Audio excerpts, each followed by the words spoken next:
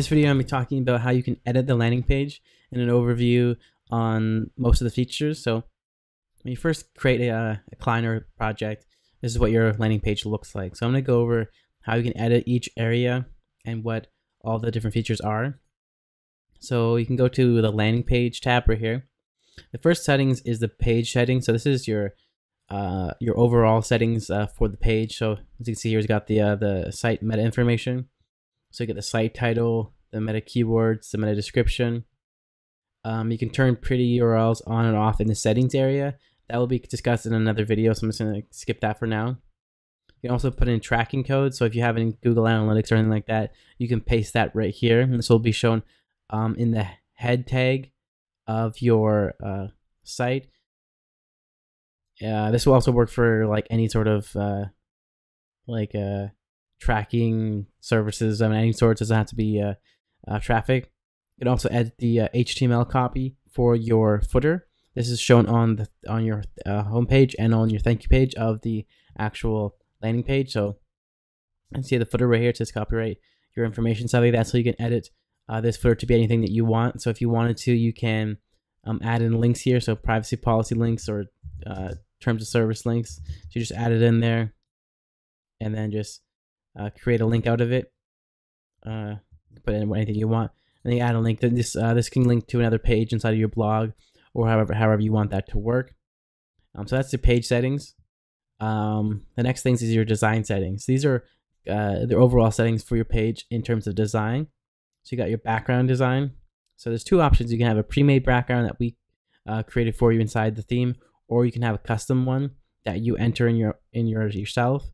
This would be the URL for the actual background design. This would be something like this, or it would have to go straight to your actual image. So like image.png or whatever the actual the file is. This is going to be explained in another tutorial, but this is more advanced stuff. But let's keep it simple. So I'm going to go to pre-made backgrounds, and you can see there's a background style. So we have a bunch of styles here.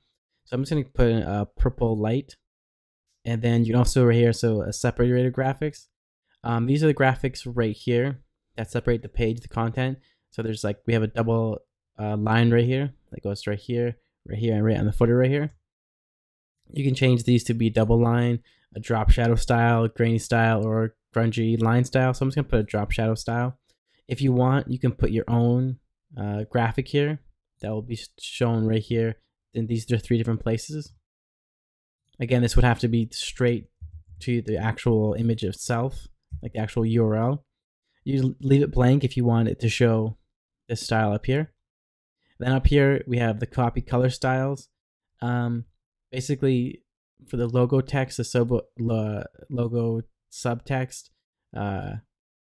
Basically, I'm just gonna go. So here, you basically can edit the color for this text right here, this text right here, the text above the phone number, the text of the phone number, the text of this big headline right here, the opt-in text, headline text, your headline right here, this text, and your feature headlines and your feature copy can all be edited through here. So all these different options right here. So you just basically, so I'm just gonna go here and just make it a red, and then make the subtext a little bit lighter red, or whatever.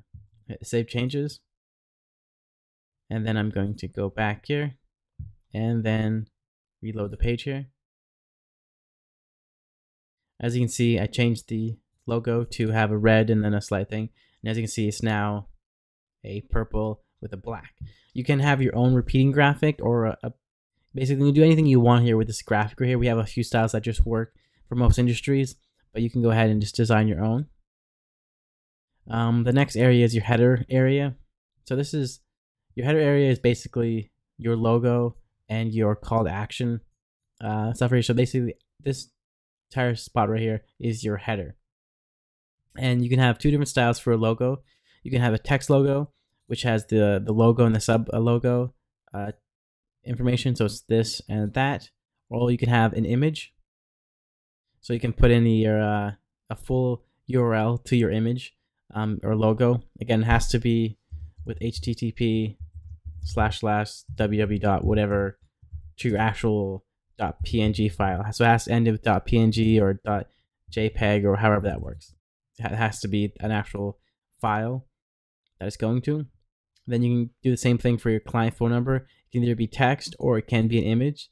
So you can have an image on either side. So a logo here. Then this can be an image of another call to action. Could be the same sort of call to action, but an image. The next spot here. Actually, I'm just going to go ahead and give this a new name. So I'm just going to call this. So you can see I just edited this, the logo here. Tutorial video, this is how to edit your site. Okay, so the next area we want to do is the main call to action area. The main call to action area is this area. So it's the video and the it's this part and this part right up here. So you can have text for this area right here. So this is like your main headline for the page that describes everything of what like the deal or the offer is, which can be edited right here in your main headline. It could be either text or an image. The image again has to be a straight link to the image. The dimensions are right here, so it's 960 by 72 pixels. That way you have an image right here that fits perfectly with the site design. So if you have a custom background and you want to have this image right here fit that, you can just design that so that it works like that. Or you can just have an image. So I'm just going to put a text here. So my big headline here. Sign up today. And then under this, you can have a video or an image, which shows right here. So you can design an image that shows up exactly in this area, or you can have a video converts best. All you need to do is copy and paste your code from YouTube and then paste it right here. So I'm just going to go to YouTube right here. Click on some video. Okay, I'm just clicking on this video. I don't know what this video is. But all you need to do is go to share, embed, and grab the iframe code right here, copy it, and then paste it right here, and then hit save. And then reload your page here. So you can see I just changed this headline right here, and then also this video is showing up. This video can be from YouTube, from any video site, from your own video hosting service. It doesn't matter. It can be either iframe or an embed code. The system already automatically resizes the video for you, so you don't have to worry about the sizing. It just automatically changes the size right here for you. Okay, so the next area is the opt-in box. So there's a few areas on this opt-in box. The first area is the actual opt-in header. This is this right here. So this black part right here. This is the opt-in header. You can change the color.